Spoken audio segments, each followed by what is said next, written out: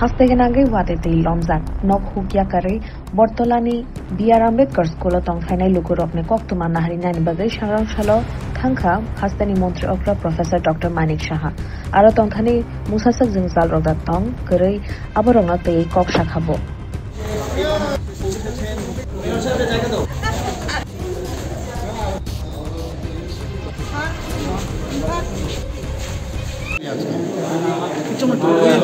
উদ্বেগজনক অবস্থা। তো আমি সবাইকে বলবো যে আমাদের গভর্নমেন্টের সাথে যেন সহযোগিতা করে, যারা বাইরের থেকেও এসছে তাদের সাথে সহযোগিতা করে। আগরতলা তো আছেই, মেয়র সাহেব দিল্লি কলকাতায় ছিল, ওনাকে আমি বললাম যে চলে আসতে। উনি আসাতে আগরতলা শহরের আমাদের যারা কার্যকর্তারা আছে বা যারা কাউন্সিলররা আছো তারাও অনেকটা শক্তি পাবে। তো সব জায়গায় আমি যাচ্ছি। আর আপনারা দেখেছেন অলরেডি কেন্দ্রীয় সরকারও মাননীয় হোম মিনিস্টার সাহেব যা যা বলেছি তাই পাঠিয়েছেন।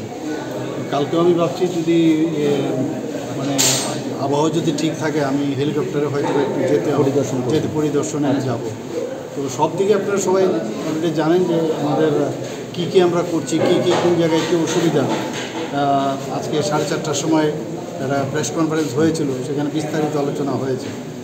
তো এখন পর্যন্ত আমরা মনিটরিং করছি। ডিজাস্টার ম্যানেজমেন্টই করতে হবে। আমি আগাম বলতে পারবো না যে এখানে ডিজাস্টারটা হবে। মানে গোটা দিন গেলে, কালকের দিনটা গেলে আরও হয়তো বা ভালোর দিকেই যাবে আমি আশা করি। স্যার, আপনি শুরু থেকেই গোটা পরিস্থিতির ওপর নজর রেখেছেন এবং দফায় দফায় দিল্লির সঙ্গে কথা বলেছেন। স্যার, রাজনীতির বাইরে একটা প্রশ্ন, এটা কি তাহলে এই যে বন্যা পরিস্থিতি মোকাবেলায় আপনার নেতৃত্বে রাজ্য সরকার করছে, সেটা কি ডাবল ইঞ্জিনের সুফলের ফলে অনেকটা ইজি হয়েছে বলে আপনি মনে করেন? খুবই ইজি। আমি গতকালও কথা বলেছিলাম ওনাকে, এবং আজকে সকালে আবার বললাম। সাথে সাথে বললেন যে আপকো ক্যা চাহিয়ে ক্যা। তো আমি বললাম আমার এই চাইবে হো জায়গা। তো এবং সাথে সাথে আপনারা দেখলেন সাথে সাথে পাঠিয়েছেন। আজকে এবং শুনলাম আরেকটা আসবে ফ্লাইট, তো সেখানেও সব জিনিস নিয়ে আসছে, এনডিআরএফের সব জিনিস আসবে।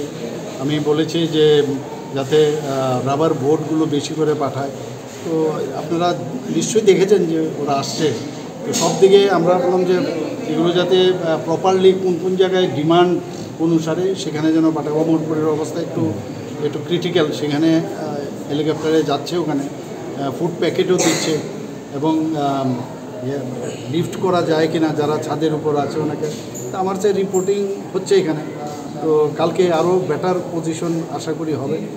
তো প্রে টু গড আর যাতে বৃষ্টি না হয়, সবাই যেন মানে অন্ততপক্ষে কোনো জায়গায় সেফ থাকে, দিস ভেরি ইম্পর্টেন্ট। স্যার, আমরা দেখছিলাম যে আপনি কথা বলছিলেন, যারা আশ্রয় নিয়েছেন ওনারা আপনার কাছে আবেদন করছেন, সাহায্য চাইছেন। আপনি মুখ্যমন্ত্রী, রাজ্যের আপনার নেতৃত্বে এই বন্যা পরিস্থিতির মোকাবেলা চলছে, রাজ্যবাসীর জন্য কী বার্তা দেবেন? না, রাজ্যবাসীকে আমি এটাই বলবো, এটা আমাদের সবার সবার জন্য এটা সমস্যা, এবং সমস্যা সমাধান যদি করতে হয় সবাই একসাথেই আমাদের করতে হবে।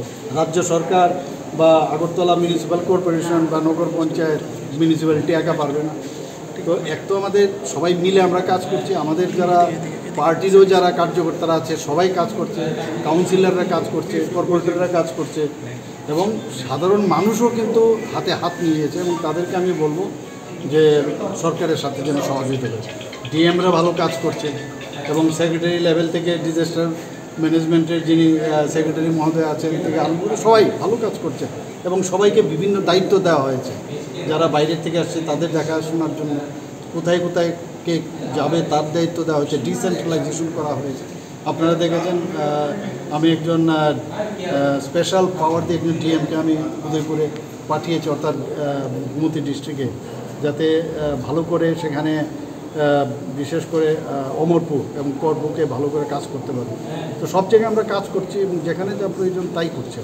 স্যার, আপনি স্যাটিসফাইড ওভারঅল এই বন্যা পরিস্থিতি মোকাবিলায়? স্যাটিসফাইড কী বলবো, এখন তো এই ধরনের ঘটনায় স্যাটিসফাইড কী বলবো। আমরা চেষ্টা করছি, প্রশাসনের কাজে তো আমরা সবাই মিলে কাজ করছি।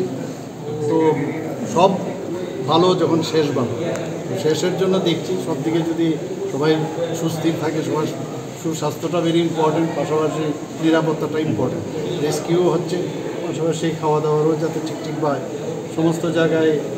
বিশেষ করে আমি যে আজকে দেখলাম প্রায় 450 এই ধরনের শিবির হয়েছে।